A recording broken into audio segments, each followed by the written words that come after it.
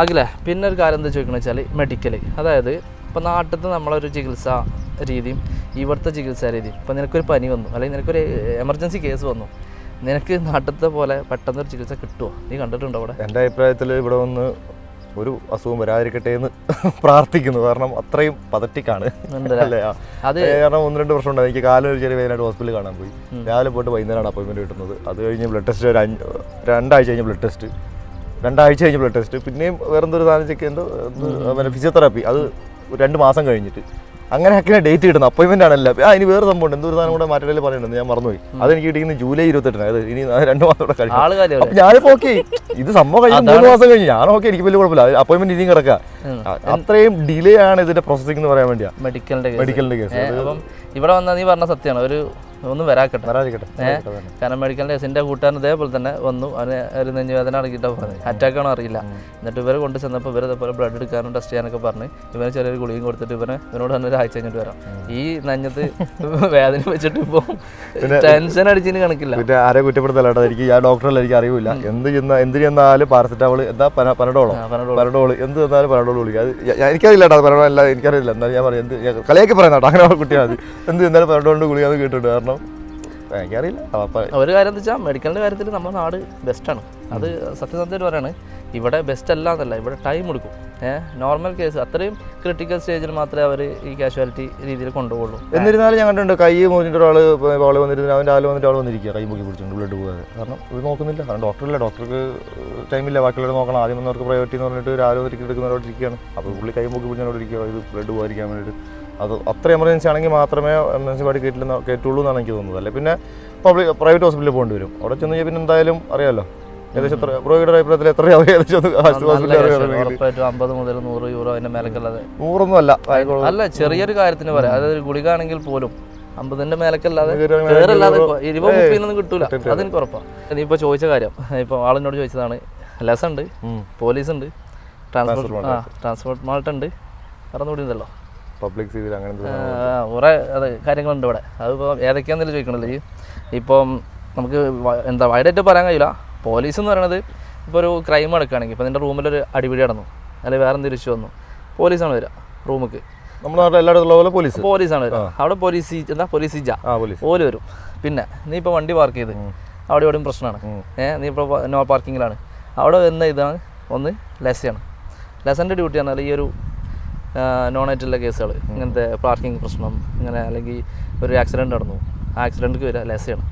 ഈ പറഞ്ഞ പോലീസോ ഈ ലെസ ബാക്കിയുള്ള രാജ്യങ്ങളൊക്കെ ഉണ്ട്, അതിനെക്കുറിച്ച് അറിയാമോ? അത് ഇവിടുത്തെ ഒരു പേരാന്ന് പറയാം. ഇപ്പം നമ്മുടെ നാട്ടിലല്ലേ MVD ഉണ്ട്, പോലീസ് ഉണ്ട്. അല്ല, നമ്മുടെ നാട്ടിൽ ഈ പറഞ്ഞ MVD ഉണ്ട്, പോലീസ് ഉണ്ട്. ഇവിടുത്തെ MVD ആണല്ലോ ട്രാൻസ്പോർട്ട് മാൾട്ട. അതെ, പിന്നെ MVD ആണ് ട്രാൻസ്പോർട്ട് മാൾട്ട. ഈ ട്രാൻസ്പോർട്ട് മാൾട്ട അത്യാവശ്യം ഇവരെ പോലെ തന്നെ അല്ല, ഇവരെല്ലാം കുറച്ചും കൂടി ഒരു പവറാന്ന് തോന്നുന്നുണ്ട്. കാരണം ഇവർക്ക് റോഡ് ക്രോസ് ചെയ്ത് ഇവർ ചെക്കിങ്ങും ഞാൻ കണ്ടിട്ടുണ്ട്, അല്ലാത്ത രീതി ചെക്കിങ് കണ്ടിട്ടുണ്ട്. ഇവർ പാർക്കിങ്ങിന്റെ കാര്യത്തിൽ ഞാൻ കണ്ടിട്ടില്ല. പക്ഷെ ഇവര് ഓവറോൾ MVD എന്നുള്ള സെറ്റപ്പ് വണ്ടി ഫിറ്റ്നസ് കൊടുക്കലെല്ലാം പരിപാടിയും MVD തന്നെ, അത് ഞങ്ങൾ അംഗീകരിച്ചു. പക്ഷേ ലെസക്ക് പ്രത്യേകിച്ച് ലെസക്ക് തന്നെ ഉള്ളൂ റോഡിൽ ആക്സിഡന്റ്, അതേപോലെ നോ പാർക്കിംഗ്, ഇങ്ങനത്തെ കുറച്ച് കാറ്റഗറിയാണ്. അവർ വന്നിട്ടാണ് ഇത് ഒന്ന് ക്ലൈമറ്റ് ചെയ്യാം. ട്രാൻസ്പോർട്ട് മാൾട്ടയുടെ തന്നെ ഒരു വിഭാഗമായിരിക്കും ലെസ.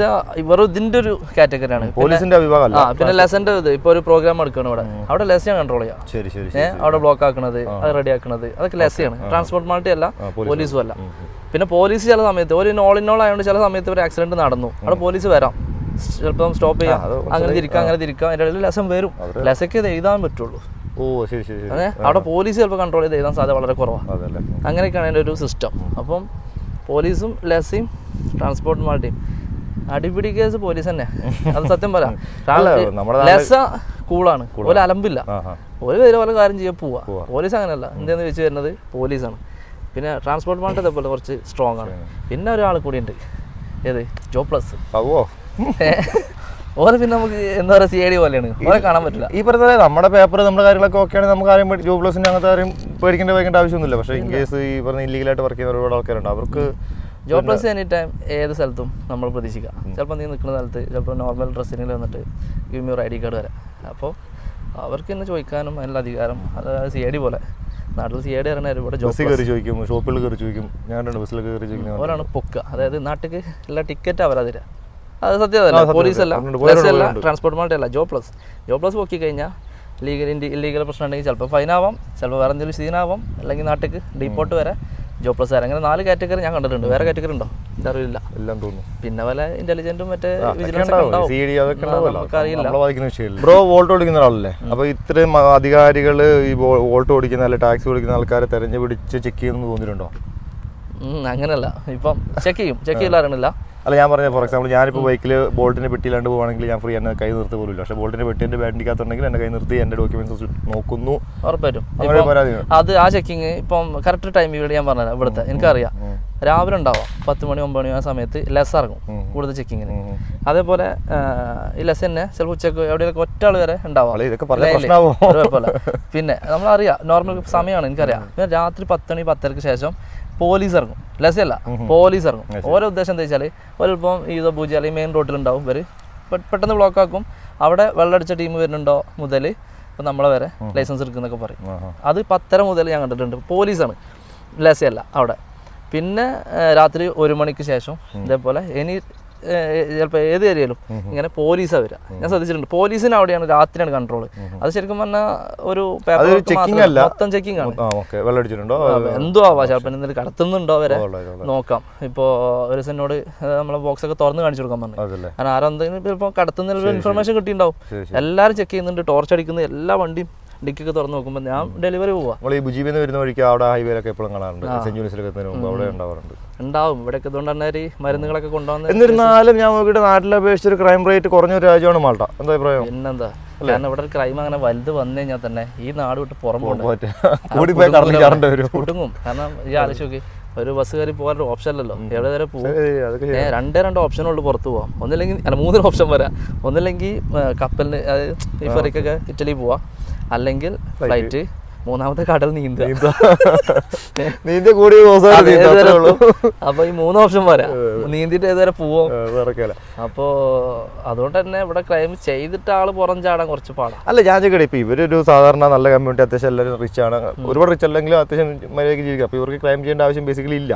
ഫോർ എക്സാമ്പിൾ ഒരു പകയോ അങ്ങനത്തെ കാര്യങ്ങളല്ലാണ്ട് ഇപ്പോൾ മോഷണോ അതിൻ്റെ ഒന്നും അങ്ങനത്തെ ആൾക്കാരല്ല. അത്യാവശ്യം സ്റ്റാൻഡേർഡ് നല്ല ലിവിങ് സ്റ്റാൻഡേർഡ് ഉള്ള ആൾക്കാരാണ്. പിന്നെ നമ്മൾ വന്നു കഴിയുമ്പോൾ ഈ സാധനങ്ങൾ മൊത്തം മിങ്കിളായി ആകപ്പാടെ ഇപ്പോൾ ഇതായി അല്ലേ. അങ്ങനത്തെ ഒരു പ്രശ്നം ഉണ്ടാക്കിയാലും പ്രശ്നം എന്താ വെച്ചാൽ, ഇപ്പൊ നീ ഇപ്പോൾ പ്രശ്നം ഉണ്ടാക്കിയാലും ഞാൻ ഉണ്ടാക്കി ഈ ഇപ്പോൾ അടിപിടി നടന്ന് ഈ ആളെ ചിലപ്പോൾ നാളെ പിന്നെയും കാണും. ഇവിടെ നാട്ടത്തെ പോലെ അല്ല. ഇപ്പൊ എറണാകുളത്ത് അടി ഉണ്ടാക്കിയിട്ട് കാസർഗോഡ് പോണ ആളെ പോലെ കാണാൻ കിട്ടൂല. ചിലപ്പോ ഇവിടെ അങ്ങനെയല്ല. ഇവിടെ ഇറങ്ങി പിന്നെയും കാണും. നീ എല്ലാവരും പറഞ്ഞിട്ട് പിന്നെയും വരും. ഇത് ചിലപ്പോൾ നിൽക്കൂല. ഇവിടുത്തെ നിയമം വെച്ചിട്ട് അല്ലെങ്കിൽ ഇവിടുത്തെ ഒരു പ്രയോറിറ്റി സ്ത്രീകൾക്കാണെന്ന് തോന്നിയിട്ടുണ്ടോ? ഫോർ എക്സാമ്പിൾ അങ്ങനെ ചോദിക്കാൻ പാടില്ല വരില്ല, എന്നാലും ആണുങ്ങളുടെ കൺട്രോൾ അടക്കം സ്ത്രീകളുടെ കയ്യിലാണ് തോന്നിയിട്ടുണ്ടോ? സ്ത്രീകളെ കൺട്രോളിൽ എന്ന് പറയാൻ പറ്റില്ല. അതെന്താണോ, ശരിക്കും പറഞ്ഞ സ്ത്രീക്ക് പവർ ഉണ്ട്. ഇപ്പൊ നാട്ടിലത്തെ പോലെ അടിച്ചമർത്ത് അങ്ങനല്ല, പ്രയോറിറ്റി ഉണ്ട്. അതെ അതെ, ആണ് പറഞ്ഞെടുത്ത് പെണ്ണാണ്. ഇവിടെ എന്താണോ, ഇപ്പൊ ആണ് പെണ്ണും പെണ്ണിനോട് ഇപ്പൊ മറ്റേ ഒരു മാതിരി ഡയലോഗ് അടിച്ചാ ശരി എന്നാ എന്റെ പാടൊക്കെ വേറെ ആൾക്കാരും. അപ്പൊ അതുകൊണ്ടാണ് ഇവര് പിടിച്ചു നിർത്തുകയാണ്. ആണുങ്ങളെന്താ വെച്ചാല് ഓക്കെ ചേർന്ന് കാരണം ഇവനൊരാളെ കിട്ടൂല. ആണുങ്ങൾക്കാണ് പെണ്ണിന് ആവശ്യം. പെണ്ണുങ്ങൾക്ക് അങ്ങനത്തെ പ്രശ്നമൊന്നുമില്ല. അത് അല്ലെങ്കിൽ വേറെ ആളാണ് പോകും. അതാണ് ഈ പ്രശ്നം. എന്ന് വെച്ചാല് അല്ല അത് പ്രശ്നമല്ല, മാറ്റത്തിന്റെ ഘട്ടം നടന്നത്. അപ്പൊ നമ്മുടെ നാട്ടിലൊക്കെ പണ്ട് പെണ്ണ് സ്ത്രീകളെ അടിച്ചമർത്തിയിട്ട് ആണുങ്ങൾ രാജാവായി ഭരിച്ചിട്ട് ഒരു കാലമാണ്. ഇപ്പൊ അത് മാറി മാറി വരുന്നുണ്ട്. നമ്മുടെ നാട്ടിൽ എല്ലായിടത്തും ഈ പ്രശ്നങ്ങളൊക്കെ ഉണ്ട്. ഇപ്പോൾ സ്ത്രീകളായാലും പെൺകുട്ടികളായാലും ഒരുപാട് പഠിച്ചവർക്ക് വിദ്യാഭ്യാസം, അവർക്ക് സ്വന്തം ജോലി, അവർക്ക് സ്വന്തം കാലം നിൽക്കേണ്ട ആവശ്യമായി. പിന്നെ ഒരു ഡിപ്പെൻസ് ഒരാണിന്റെ ആവശ്യം പെണ്ണുങ്ങൾക്ക് ഇല്ല എന്നൊരു സിറ്റുവേഷൻ വരുത്തിക്കൊണ്ടിരിക്കുകയാണ്. നമ്മളെ സംബന്ധിച്ച് നമുക്ക് പെണ്ണ് വേണം. ഇവിടെ അങ്ങനെയാണ്. ഇവിടെ കുറച്ച് രണ്ടുകൂട്ടർക്കും ഇതുണ്ട്, പവർ ഉണ്ട്. പക്ഷേ പെണ്ണുങ്ങൾക്ക് അല്ല എന്താ ഞാൻ കണ്ടിട്ട് ഇപ്പൊ പള്ളിപ്പെരുന്നാൾ അല്ലെങ്കിൽ പള്ളിപ്പെരുന്നാളൊക്കെ പോകുമ്പോൾ ആണ് ഒരു ചെറിയ ഇഷ്യൂ ഉണ്ടായി കഴിഞ്ഞാൽ പെണ്ണുങ്ങളാണ് പിന്നെ ടേക്ക് കെയർ ചെയ്യുന്നത്. ആണുങ്ങൾ ഇടയിലും പോയി 2 പേർക്ക് അടിച്ച് സൈഡിലിരിക്കുന്ന ആ ഒരു സിറ്റുവേഷൻ ഞാൻ കണ്ടിട്ടുണ്ട്. ഞാൻ നോക്കും പെണ്ണുങ്ങളൊക്കെ നിന്ന് താൽക്കൂടി തള്ളുന്ന നല്ല തല്ലാണ് റോഡിൽ. ഉണ്ടല്ലോ, പൈസ ഉണ്ടല്ലോ, എന്തോ ആവുന്നില്ല. അലമ്പ് പറഞ്ഞാൽ അലമ്പിന്റെ കുട്ടികൾ ഇവിടെ ഉണ്ട്. ഇഷ്ടംപോലെ പെണ്ണ് കുറച്ച് പ്രായം കൊണ്ട് 18-20 വയസ്സ് കഴിഞ്ഞാൽ ഒരു 30-34 വയസ്സ് അലമ്പിന്റെ കുട്ടികൾ. ഫസ്റ്റ് പള്ളിപ്പെരുന്നാളൊക്കെ എന്ന് പറഞ്ഞാൽ ഇത് തന്നെയല്ലേ, ഒരു രാത്രി 9 10 കഴിഞ്ഞാൽ പിന്നെ ഇത് ബന്ധിപ്പിക്കാനും അടിയുണ്ടാക്കാനും അല്ലെ അങ്ങനത്തെ ഒരു തെറ്റുകളെ അലമ്പ് കാണണമെങ്കിൽ നമ്മൾ സെന്റ് ജോൺസ് പോയാൽ പോരെ. ടൂറിസ്റ്റുകളാണ് ഏത് തരം അലമ്പ് അവിടെ നമ്മൾ മാൾട്ടയെ കുറിച്ച് സംസാരിക്കുമ്പോൾ സെന്റ് ജൂലിയസ് പറഞ്ഞാൽ അതൊരു ടൂറിസ്റ്റ് ഏരിയ ആയതുകൊണ്ട് നമുക്കത് ആരും എങ്ങനെ പറയാം, ടൂറിസ്റ്റുകൾ പുറത്തുനിന്ന് ഒരുപാട് വരുന്നുണ്ട്. ഈ ടൂറിസ്റ്റുകൾ ഇത്രയധികം മാൾട്ടിലോട്ട് വരാനുള്ള കാരണം മാൾട്ടിൽ എന്താണ് ഇനി മാത്രം കാണാനുള്ളത്?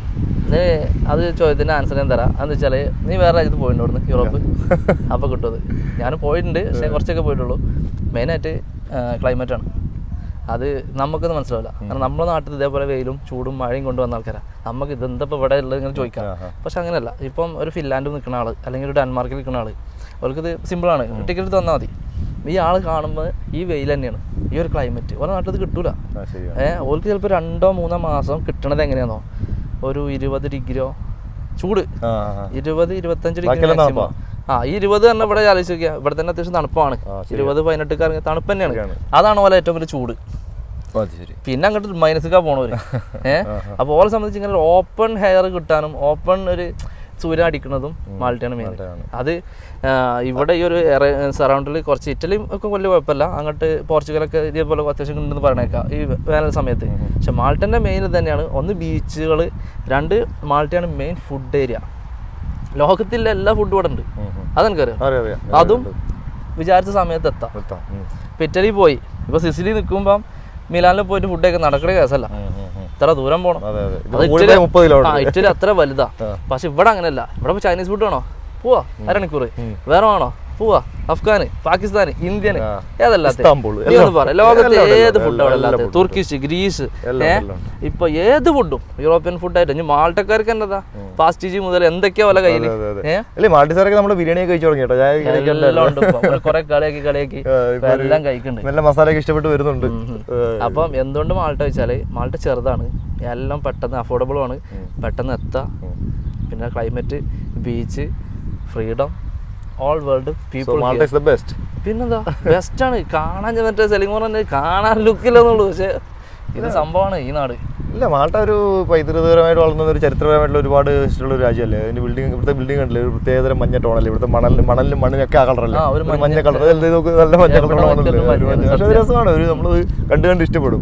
ആദ്യ കാലത്തെ പോകുമ്പോൾ നമ്മൾ വളരെ അപൂർവമായിട്ട് നമുക്ക് കാണുന്ന പോലെ ഇല്ലേ, എന്ത് രസം. ഇവിടുത്തെ ജനല് മൾട്ടീസ് വിൻഡോ കണ്ടിട്ടില്ലേ, എന്ത് രസം. ഇവിടെ ഓരോ ടൗണിലും പല ഡിസൈനും ഉണ്ട്. അതായത് ചില യൂറോപ്യൻ കൺട്രീസിന് ഇപ്പം സ്ലീമേ പോയാൽ ഒരു യൂറോപ്യൻ ലുക്കുള്ള ബിൽഡിങ്ങുകൾ കാണാൻ പറ്റും. ഇങ്ങനെയൊക്കെ കോണില് ഈ പഴയ ബിൽഡിംഗ്, പുതിയ ബിൽഡിംഗ്, പഴയ ബിൽഡിംഗ് ആണ്. പക്ഷെ അത് കാണുമ്പോൾ നമുക്ക് അറിയാൻ പറ്റും ഒരു യൂറോപ്യൻ ടച്ച് ആണ് അതിന്. കാരണം റോഡ് മുതൽ അത് ഇങ്ങനെ ഒരു ത്രികോണം പോലെ ഇങ്ങനെ പോവാ ആ ബിൽഡിംഗ്. അത് ശ്രദ്ധിച്ചു നോക്കുന്നുണ്ട്. സ്ലീമേ ഭാഗത്തുണ്ടത്.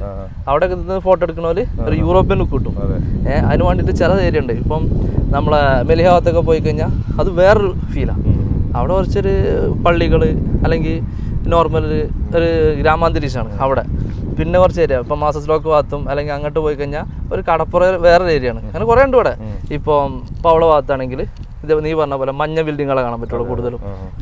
ഇപ്പൊ നമ്മളെ ആ സിനിമയൊക്കെ അഭിനയിച്ച പടിയല്ലേ, അതൊക്കെ കൂടുതലും ആ ഒരു രീതിയിലാണ് ഷൂട്ട് ചെയ്തിട്ടുള്ളത്. പിന്നെ ഇവിടുത്തെ കടൽ വെള്ളം, അതിന്റെ ഒരു ഭംഗി, അതൊരു നീലിമ, അതൊരു അടിപൊളി സംഭവമല്ലേ. കടല് സെൻട്രല്ലേ, മാൾട്ട നിൽക്കുന്നത് സെൻട്രലാണല്ലോ, ചുറ്റും കടല്. അതുകൊണ്ട് ഈ വേസ്റ്റ് ഓഫ് അല്ല, കറക്റ്റ് വെള്ളമാണ് വരുന്നത്, പക്ക കടൽ വെള്ളം. അല്ല, വെള്ളത്തിൽ ഭയങ്കര കളർ. നമുക്ക് ഇങ്ങനെ നോക്കി നിലം കാണാമല്ലോ. നമ്മൾ ലക്ഷദ്വീപിലൊക്കെ പോയി കാണുന്നത്. ഞാൻ അതിന്റെ അങ്ങനത്തെ കടലാണ്. നമ്മുടെ നാട്ടിലെ അടിച്ചു നോക്കി അങ്ങനത്തെ വെള്ളമല്ലേ വരുന്നത്. മൃത്യുവിലൊക്കെ കുളിക്കാൻ പോകാൻ അടിപൊളിയാണ്. അതാണ് അത് വന്ന് കയറുന്ന ഏരിയയാണ്. അത് വെച്ചാൽ ശരിക്കും കടലിലെ സെന്ററാണ് ഈ നിൽക്കുന്നത്. അതുകൊണ്ടാണ് അത്രയും ക്ലാരിറ്റി തന്നെ എനിക്ക് തോന്നുന്നുട്ടോ. നാട്ടിൽ അങ്ങനെയല്ലോ, ഫിഷുകളൊക്കെ കുറവല്ലേ നമ്മുടെ നാട്ടിലൊക്കെ അപേക്ഷിച്ച്. അങ്ങനത്തെ നമുക്ക് ഒരുപാട് ഫിഷുകൾ എനിക്ക് തോന്നുന്നില്ല, ഉണ്ട് കേട്ടോ, ഉണ്ടല്ലേ, ഇല്ലാന്ന് പറയാൻ തോന്നുന്നില്ല. കാരണം ഇവിടെ എങ്ങനെ എല്ലാവർക്കും അല്ല, നമ്മുടെ നാട്ടിൽ ഈ പറഞ്ഞ തോട്ടിലും കായലൊക്കെ ചൂണ്ടിട്ട് ഒരുപാട് മീൻ കിട്ടുന്നവർ കണ്ടിട്ടുണ്ട്. ഇവിടെയൊക്കെ അങ്ങനെ കടലിലൊക്കെ ചൂണ്ടിട്ട് കുറച്ച് വളരെ അളവ് ചെറിയ മീനുകളൊക്കെ കിട്ടുന്നത് ഞാൻ കേട്ടിട്ടുള്ളൂ. സെന്ററായതുകൊണ്ട് എനിക്കറിയില്ല അതിനെപ്പറ്റി. എനിക്കറിയില്ല, ഇല്ലാന്ന് പറയാൻ പറ്റില്ല, ഉണ്ട്. ഈ മാൾട്ടക്കാർ പറയുന്നത് ഞാൻ ചോദിച്ചു, അപ്പോൾ ഞാൻ ഇന്ത്യയെക്കുറിച്ച് പറയുമ്പോൾ ഇന്ത്യ ഇവിടുന്ന് ഒരറ്റം മുതൽ മറ്റേ വരെ 3000-4000 കിലോമീറ്റർ ഉണ്ട്, നിങ്ങൾക്ക് 30 കിലോമീറ്ററിലേ ഉള്ളൂ എന്ന് പറയുമ്പോൾ എൻ്റെ അടുത്ത് നീ എയർപോർട്ടിൽ പോകണമെങ്കിൽ എത്ര ദൂരം പോകണം? അപ്പോൾ ഞാൻ പറഞ്ഞു 200 കിലോമീറ്റർ പോകണം, കണ്ണൂരിലെ കോഴിക്കോട് 200 കിലോമീറ്റർ പോകണം. ഞങ്ങൾക്ക് എയർപോർട്ടിൽ പോകണമെങ്കിൽ 10 കിലോമീറ്റർ പോയാൽ മതി. ഇവിടെ ട്രെയിനില്ല, ബസ് മുട്ടിന് ബസ് സ്റ്റോപ്പുകളാണ്. ഞങ്ങൾക്ക് എന്താ ഇല്ലാത്ത സെൻറ്റ് ജോലിസുണ്ട്, ഒരു വലിയ ഹൈടെക് സിറ്റി പോലത്തെ ഒരു സ്ഥലം സെൻറ്റ് ജോലിസ് ഉണ്ട്, ഗ്രാമങ്ങളുണ്ട്, പശുക്കളുണ്ട്. ഈ ചെറിയ മാൾട്ട 30 കിലോമീറ്റർ ഉള്ളെന്ന് പറഞ്ഞാൽ ഇവിടെ എന്താ ഇല്ലാത്തത്? എല്ലാം ഉണ്ട്, A to Z കാര്യങ്ങളുണ്ട്. ഞങ്ങൾ ഈ ചുറ്റളവിൽ ഞങ്ങൾ ഹാപ്പിയാണ്, ഞങ്ങൾക്ക് യാതൊരു കുഴപ്പമില്ല. അതാണ് സത്യം.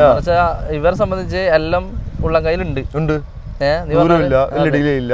ഓഫീസിൽ പോകണമെങ്കിൽ 1/2 മണിക്കൂർ അല്ലെങ്കിൽ 1 മണിക്കൂർ നമ്മുടെ കൺവീൻസിൽ. ഇപ്പോൾ ജോലി മാറണോ, ഓക്കെ, അടുത്ത ജോലി എല്ലാം പ്രൊഫഷണലായിട്ട് ജോബുകൾ എന്ന് പറയുന്നത് താഴെ കടലിൽ ഒരു ജോലിയും കുറ്റപ്പെടുന്നല്ല. എന്നാലും ഞാൻ വളരെ ഇഷ്ടം പോലെ പശുഫാമുകളുണ്ട് ഇവിടെ. നല്ല പശുഫാം, കോഴി ഫാം, ആട് ഫാം, പന്നി ഫാം എല്ലാം ഉണ്ട് ഇവിടെ. എല്ലാം ഉണ്ട്. ഗ്രാമങ്ങളുണ്ട്, ചെറിയ സ്ഥലങ്ങളാണ്. ഇപ്പോൾ ഒരുപാട് ഗ്രാമങ്ങളുണ്ട്. നമ്മൾ ഞാൻ ഇടയ്ക്ക് എവിടെ പോയി റബാത്തിൽ പോകുന്ന വഴിക്ക് ഏകദേശം ഒരു 5 കിലോമീറ്റർ ഒറ്റ വഴിയാണ്. അങ്ങനെ പോയി കഴിയുമ്പോൾ ഒരു ചെറിയ ഗ്രാമം, അവിടെ കുറച്ച് ആൾക്കാർ. ഞാൻ ഇത് മാൾട്ട തന്നെയാണ്, വേറെ എവിടെയും എത്തിയാൽ മാൾട്ട നമ്മൾ 30 കിലോമീറ്റർ ഉള്ളിലല്ലേ ഇത് മൊത്തം. ഡെലിവറി ഓടുമ്പോൾ കാണാൻ പറ്റും ഒരുപാട്. ഞാൻ ഇപ്പോൾ ഇവിടെ ഒരു കാണാത്ത സ്ഥലങ്ങളില്ല, ഇത് നമുക്ക് കണ്ട് എൻജോയ് ചെയ്ത് പോകാൻ പറ്റും. മാൾട്ട കാണുമ്പോൾ പറയുമ്പോൾ ചെറുതാണെങ്കിലും ഒരുപാടുണ്ട്. നീ പറഞ്ഞ പോലെ ഗ്രാമാന്തരീക്ഷം മുതൽ ടൗൺ ഏരിയ വരെ നമുക്ക് ശരിക്കും കാണാൻ പറ്റും. ഈ സുറീക്കുന്ന് മെല്ലിഹയിലോട്ടുള്ള റബാത്തിന്റെ പുറവശത്ത് കൂടി ഒരു വഴിയുണ്ട്. അതൊരു പ്രത്യേകത ഏരിയ, ഡിംഗ്ലി ഏരിയ. അതെ അതൊരു പ്രത്യേകത ഏരിയ. അങ്ങോട്ട് എപ്പോഴും നമ്മൾ പോകാൻ പറ്റാത്ത അല്ല എപ്പോഴും പോകാത്തൊരു സ്ഥലമാണ് അല്ലേ? നല്ല സ്ഥലങ്ങളാണ്.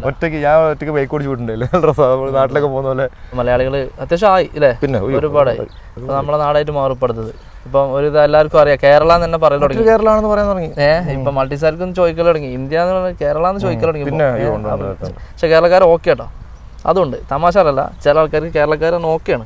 എന്താ വെച്ചാൽ കേരള ഗുഡ് നൈസ് എല്ലാവരും പറയുന്ന പോലെ ഒരുപാട് ഞാനൊക്കെ 2 കൊല്ലം ഇവിടെ 10 കൊല്ലം 15 കൊല്ലമായിട്ട് നിൽക്കുന്ന ഒരുപാട് മലയാളികളുണ്ട് ഇല്ലേ? അവർക്ക് ഈ ഒരു കൾച്ചറായിട്ട് ഇടപെട്ട് അവരായിട്ട് സെറ്റായി ബിസിനസ് തുടങ്ങുന്ന എത്ര പേരുണ്ട് മലയാളികൾ? എത്ര മലയാളികൾ മൾട്ടിസാർ ഹാപ്പിയാണ്. ഇവരായിട്ട് സംസാരിക്കുന്ന വെച്ചാൽ നമ്മളാ ഒരു സ്വഭാവം മനസ്സിലാക്കി കഴിഞ്ഞാൽ പിന്നെ ഇവരും പക്കയാണ്. നാളെ ഒരുത്തൻ്റെ ബിരിയാണി ഓർഡർ ചെയ്താണ്. ഞാൻ ബിരിയാണി കൊണ്ടു കൊടുക്കുക. പക്ക മൾട്ടിസാരം. നല്ല ഇന്ത്യൻ ബിരിയാണി കണ്ടപ്പോ കൊണ്ടേ തിന്നാലോ. അപ്പൊ ഹാപ്പിയാണ്. ബിരിയാണി ആയിട്ടും ബാക്കിയുള്ളതൊക്കെ സെറ്റാണ്. നമ്മൾ ഇത്രയും പേരോട് വർക്ക് ചെയ്യുന്നതാണ്. നമ്മൾ എത്ര ശതമാനം ടാക്സ് അല്ലെങ്കിൽ എത്ര യൂറോ നമ്മൾ ഗവൺമെന്റ് ഒരു വർഷം കൊടുക്കുന്നത് ഇല്ലേ? അപ്പൊ നമ്മൾ മാൾട്ടയിലെ ഒരു പ്രധാന സമ്പത്ത് ഘടനയുടെ പ്രധാന ഒരു പങ്ക് നമ്മളോട് വഹിക്കുന്നില്ലേ? ഇല്ലാന്ന് പറയാൻ പറ്റില്ല. ചില ആൾക്കാർ പറയാറുണ്ട് ഇതൊക്കെ നിർത്തിയിട്ട് നമ്മളൊക്കെ ഒഴിവാക്കും, ഇവര് മാത്രമാവും. അത് നടപടിയാണ്, കേസാണ്. ഒറ്റയ്ക്ക് നടപടി ആവില്ലെങ്കിലും സ്വദേശിവൽക്കരണം എന്ന് പറയുന്ന സംഭവം വന്നാൽ നമുക്ക് നല്ല പിൻവലിയായിരിക്കാൻ പറ്റില്ല. അത് മറ്റൊരു വലിയ ടോപ്പിക്കാണ്. നമ്മൾ സംസാരിക്കുന്നതിന് കുറച്ച് പഠിച്ചിട്ട് വേണം സംസാരിക്കുന്നത്. കാരണം പക്ഷെ അത് നടക്കൂല. ഞാൻ 100% ഞാൻ പറയുന്നു അത് യൂറോപ്യൻസ് മാത്രമല്ല മൾട്ടിസാർ മാത്രം എന്നുള്ളൊരു കൺസെപ്റ്റ് പോലും പോകാൻ കഴിയില്ല. കാരണം അതിന് മെയിൻ ഇതാണ് നമ്മളെ ഹോസ്പിറ്റാലിറ്റി മേഖല. ആരാ നോക്കുക? ഇവരൊക്കെ കൾച്ചർ വെച്ചിട്ട് ഇവർ മക്കള് അമ്മമാരെ നോക്കുമോ? ഞാൻ കണ്ടിട്ടില്ല. 90% ആൾക്കാരും നോക്കൂല. അവർ ഹോസ്പിറ്റലിൽ കൊണ്ടുപോയിടാനാണ്. ഈ ഹോസ്പിറ്റലിൽ തന്നെ ഈ പറഞ്ഞ മൾട്ടിസാറായാലും ബാക്കിയുള്ള ആൾക്കാർ നോക്കാൻ മടിയുണ്ട്. അവിടെയൊക്കെ നമ്മളാണ്. വീടൊക്കെ പിന്നെ മദേഴ്സ് ഡേ ഉണ്ടായിരുന്നില്ല കഴിഞ്ഞ മാസം കണ്ടോ? അപ്പോൾ ഞാൻ ഇതുപോലെ ഒരു ഡെലിവറിക്ക് ഫ്ലവർ കൊണ്ട് കൊടുക്കാൻ വേണ്ടി പോയി. ഒരു അഗതി മന്ദിരത്തിലാണ്. അപ്പോൾ ഞാൻ മകളുടെ പേരൊക്കെ അതിനകത്ത് എഴുതിയിട്ടുണ്ട്. ഞാൻ കൊണ്ടിട്ട് റിസപ്ഷനിൽ ഏൽപ്പിച്ചപ്പോൾ വിളിക്കാന്ന് പറഞ്ഞാൽ അവർ വന്ന് പ്രായമുള്ള സ്ത്രീയാണ്. ഞാൻ അവർക്ക് കൊടുത്ത് വേണ്ടത് വാട്ട് ഈസ് ഞാൻ ഫ്ലവർ ഫ്രം എന്നൊക്കെ പറഞ്ഞു. ഒറ്റ കുപ്പിടത്തോട്ടിക്ക് അവൾ കയറി പോയി. അവർക്ക് എന്തിനാ ഫ്ലവർ? ഇത്രയും പ്രായ സ്ത്രീക്ക് എന്തിനാ ഫ്ലവർ? മദേഴ്സ് ഡേ ആണ്, എന്തിനാ ഈ ഫ്ലവർ കൊടുക്കുന്നത്? മകളുടെ സ്നേഹം മകളൊന്ന് വന്ന് കണ്ട് ചിലപ്പോൾ ഒരു മുട്ടായി മേടിച്ചു കൊടുത്തത് സന്തോഷമായത്. ഒരു ഫ്ലവർ കൊടുക്കുമ്പോൾ അതിനകത്ത് സത്യം അല്ല, അത് മറ്റൊരു തരത്തിലുള്ളൊരു ഇതാണ്. അപ്പോൾ അങ്ങനത്തെ പറഞ്ഞതേ ഉള്ളൂ. അത് എനിക്ക് ഫീൽ ചെയ്തു. കാരണം മകൾ കൊടുത്തോണ്ട് വാങ്ങിച്ചില്ല എന്നല്ല, ആ സ്ത്രീ ഇതിനെ തെറ്റൊന്നും ഞാൻ കാണുന്നില്ല. കാരണം ആ ഒരു പൂവിനകത്ത് ഒന്നുമില്ല. എന്ത് സ്നേഹത്തിലുള്ളത് അത് ഇവള് മേടിച്ചല്ല, ഓൺലൈൻ ഓർഡർ ചെയ്തത്. ഞാൻ കടയിൽ പോയി എടുത്ത് കൊണ്ടേ കൊടുത്തത്. അതിനകത്ത് കടക്കാരൻ പേര് എഴുതി കൊടുത്തത്, ബൈ ഫ്രം ബൈ എന്നൊക്കെ പറഞ്ഞിട്ട് എഴുതി കൊടുത്തത്. സോ അതിനകത്ത് എന്ത് സ്നേഹമുള്ളത്? അങ്ങനെയൊക്കെ ഉണ്ടായിരുന്നു. അതല്ല ഞാൻ പറഞ്ഞത്. ഇപ്പം ഇനിയിപ്പം മാൾട്ടൻ്റെ ഒക്കെ മെയിൻ പ്രശ്നം, അതായത് എല്ലാവരും ഒഴിവാക്കുക വെച്ചാൽ ഹോസ്പിറ്റാലിറ്റി മേഖല ഈ ഒരു നമ്മൾ വർക്ക് ചെയ്യുന്ന കെയർ ടേക്കർമാർ, നഴ്സുമാർ, ഇങ്ങനത്തെ കുറച്ച് ടീമുണ്ട്. ഒരിക്കലും ഇവിടുത്തെ ഒഴിവാക്കും എനിക്ക് തോന്നുന്നില്ല. പിന്നെ മെയിൻ കാറ്റഗറി എന്ന് വെച്ചാൽ ക്ലീനിങ്ങിലോ അങ്ങനത്തെ ചെറിയ കാറ്റഗറിയാണെങ്കിൽ ഒഴിവാക്കാം. പക്ഷെ അത് ഒഴിവാക്കുമോ? അതിൻ്റെ ആവശ്യമുണ്ടോ? അതും ചിലപ്പോൾ എടുക്കാൻ പറ്റുന്ന ആൾക്കാരെ കിട്ടിക്കോണമെന്നില്ല. അതിനൊക്കെ പ്രശ്നം വരും. എന്തായാലും പെട്ടെന്ന് അങ്ങനെ ഒരു ഈ പറഞ്ഞല്ലേ ഐഡിമൾട്ട ചെയ്യുന്നത് അല്ലെങ്കിൽ ഗവൺമെന്റ് ചെയ്യുന്നത് നല്ലൊരു കാര്യമാണ്. വെച്ചാൽ പക്കയായിട്ട് പ്രൊഫഷണലി ക്വാളിഫൈഡ് ഉള്ള ആൾക്കാരെ ജോലിക്ക് കൊണ്ടുവരിക, അവരുടെ വായിക്കുക, ഒരു കുഴപ്പമില്ലാണ്ട് മുന്നോട്ട് നോക്കുക. ഇവർക്ക് നല്ലതാണ്. പേപ്പർ വർക്കെല്ലാം ഓക്കെ ആയിരിക്കും. ഇപ്പോൾ 2 വർഷത്തെ കാലാക്കി നല്ല കാര്യമാണ്. എൻ്റെ അഭിപ്രായം നല്ല കാര്യമാണ്. പിന്നെ ഇപ്പോൾ കാരണം 2 വർഷത്തേക്ക് അത്രയും പേപ്പർ വർക്ക് കുറച്ച് ചെയ്താൽ മതി. എല്ലാ വർഷം പുതുക്കേണ്ട ആവശ്യമില്ല. പിന്നെ അതുപോലെ എല്ലാ കാര്യങ്ങളും കൃത്യമായിട്ട് നടന്നു കഴിഞ്ഞാൽ നമുക്കൊന്നിനും ഡിലേ ഉണ്ടാവില്ല. അത് ശരിയാണ്. ഇപ്പം 100 ആൾ ഇപ്പോൾ 2 വർഷത്തിന് പുതുക്കി കഴിഞ്ഞാൽ ഈ 100 ആളെ പിന്നെ ശല്യമല്ല. അടുത്ത വർഷം പിന്നെ സമയം വരും, പിന്നെയും വരില്ലല്ലോ, പുതിയ നോക്കിയാൽ മതി. അത് നല്ലൊരു കാര്യമാണ്. 2 വർഷം പിന്നെ ഈ 600 രൂപ ആക്കിയാലും എൻ്റെ അഭിപ്രായം വെച്ചാൽ നമ്മൾ ഇടയ്ക്കിടയ്ക്ക് ജോലി മാറില്ല. നമ്മൾ 600 രൂപ ആക്കിയതുകൊണ്ട് എൻ്റെ അഭിപ്രായത്തിൽ ഞാൻ പറയാം കേട്ടോ. നമ്മൾ ഒരു ജോലി കയറുമ്പോൾ നമ്മളൊരു 10 വർഷമായിരിക്കും ഈ ജോലിക്ക് നമ്മൾ കയറണം, 600 രൂപ കൊടുക്കണം, ഇന്ന പ്രശ്നങ്ങളുണ്ട് കയറണം. ആ കമ്പനി ആലോചിക്കും ഇതിനുവേണ്ടി ഞാൻ 600 രൂപ കൊടുക്കണം, പിന്നെ ഇവനെടുക്കണം എന്നല്ലോ. അപ്പോൾ നമുക്ക് കറക്റ്റായിട്ട് എപ്പോൾ ഒരു ജോലി സെറ്റ് ആവുന്നോ അല്ലെങ്കിൽ നമ്മൾ വെയിറ്റ് ചെയ്ത് നല്ല ജോലി കിട്ടുമ്പോൾ ആ ജോലി കയറി കഴിഞ്ഞാൽ ആ കമ്പനിയിൽ നമ്മളോട് വർക്ക് ചെയ്യുന്നത് ആ കമ്പനിയിൽ അവിടെ നിൽക്കുക. അത്രയും പറ്റുന്നില്ലെങ്കിൽ മാത്രം ജോലി മാറിയാൽ മതി, ഇല്ലെങ്കിൽ അവിടെ നിൽക്കുക എന്നുള്ളൊരു ഇതാണ്. അപ്പോൾ അതുകൊണ്ട് അത്രയും പേപ്പർ വർക്കുകൾ ഇവർക്ക് കുറയും എന്നുള്ളതാണ് ഞാൻ മനസ്സിലാക്കിയത്. എന്തായാലും കുറച്ച് കറക്റ്റാണ്. പക്ഷേ അത് എമൗണ്ട് കുറച്ച് ജാസ്തിയാണ്. പ്രശ്നം എന്താ വെച്ചാൽ പ്രശ്നമല്ല, നാട്ടിൽ നിന്നുള്ള ഈ ഒരു പുതിയ ആപ്ലിക്കേഷൻ വെക്കുന്നത് നല്ല ബുദ്ധിമുട്ടാണ്. കാരണം എന്താ, ഇവർക്ക് ഉറപ്പില്ലാതെയാണ് വെക്കുന്നത്. ഒരു കൺഫേം ഇല്ലല്ലോ. ക്യാഷും കൊടുത്ത് ഇത് ഇവർക്കൊരു വരുമാനമാണ്, ടോപ്പ് വരുമാനമാണ്. അപ്പോൾ ഇവർക്ക് ഈ വരുമാനം 600 ആക്കുമ്പം അതിനും വെക്കാൻ ആൾക്കാരുണ്ട്. അവർക്ക് മനസ്സിലായി. അത്ര 150 300 ഉള്ളതായിരുന്നല്ലോ ആദ്യം. 250 250 ഉള്ളതിന് അത് 300 ആക്കി. അതും വെക്കാൻ ആളുണ്ട് പോലെ ഒറ്റയ്ക്ക് 600 മറിച്ച്. ഇനി ഇവിടെ എല്ലാവർക്കും സുഖമായി. പക്ഷെ എന്താ ചെയ്യുക, പക്ഷെ പുറത്തുനിന്നുള്ള എൻക്വയറി വലിയ ഒരു എമൗണ്ട് അല്ല. ഇതെല്ലാം ഒരു പരീക്ഷണമാണ്. ഇതിപ്പോൾ ഇത് സെറ്റായിട്ട് ഇത് ഇങ്ങനെയാണ് പോകുന്നത്, അവർക്ക് അത്രയും ആപ്ലിക്കേഷൻസ് കുറഞ്ഞു കിട്ടിയാലേ അത് ഒരു ഇതിൽ പോകുന്നുണ്ടെങ്കിൽ അവർ ചിലപ്പോൾ കുറയ്ക്കാനും കൂട്ടാനും എല്ലാ സാധ്യതയുണ്ട്. ഇപ്പോൾ മാറ്റാൻ പറ്റുന്ന നിയമങ്ങളൊന്നുമല്ലോ. അപ്പോൾ നിലവിൽ ഇപ്പം ഇങ്ങനെ ഒരു പരീക്ഷ നോക്കുന്നു എന്നുള്ളതാണ്. എന്തായാലും കൂടുതൽ നീട്ടിക്കൊണ്ടുപോകണില്ല. എന്തായാലും താങ്ക് യു. വാല്യൂബിൾ ഇൻഫർമേഷൻ ആണ് തന്നത്. പിന്നെ നമ്മൾ എന്താ പറയുക, ഇവിടുത്തെ ആൾക്കാർക്ക് അറിയുന്ന ആൾക്കാരുണ്ട്, കുറേ ആൾക്കാരോട് കാണുന്നുണ്ടാവും. എന്നാലും വരുന്നവർക്കും വരാൻ നിൽക്കുന്നവർക്കും നമ്മൾ പറഞ്ഞ ഇൻഫർമേഷനിൽ കുറച്ചുകൂടി ഉപകാരപ്പെടും വിചാരിക്കണം. നിങ്ങളും വീഡിയോ എന്താ പറയുക ഷെയർ ചെയ്തുകൊണ്ടും ഇവൻ്റെ അക്കൗണ്ടും അതേപോലെ തന്നെ ഇൻസ്റ്റാഗ്രാമും യൂട്യൂബ് എന്താ അവസ്ഥ സ്റ്റാർട്ട് ചെയ്യണം അല്ലേ? ആൾ എന്താ പഴയ യൂട്യൂബ് ഉണ്ടായിരുന്നത് ഇപ്പോൾ സ്റ്റാർട്ട് ചെയ്യുന്നില്ല, പുതിയൊന്നും തുടങ്ങുന്നുണ്ട്. അതാവും ഇൻസ്റ്റയിൽ നിങ്ങൾ അറിയിച്ചോളും. എന്തായാലും ഫോളോ ചെയ്തുകൊണ്ടും അവൻ്റെ സൈഡിൽ നിന്നുള്ള ഇൻഫർമേഷനും നിങ്ങൾക്ക് വാല്യൂബിളായിട്ട് കിട്ടും ഉറപ്പായിട്ടും കേട്ടോ. നമ്മളിവിടെ തന്നെ ഉണ്ടാവും. അപ്പോൾ എന്തായാലും താങ്ക് യു. ഓക്കെ, നമുക്ക് കാണാം ഇവിടെ ഉണ്ട്. ഓക്കെ, അപ്പോൾ താങ്ക് യു. ബൈ.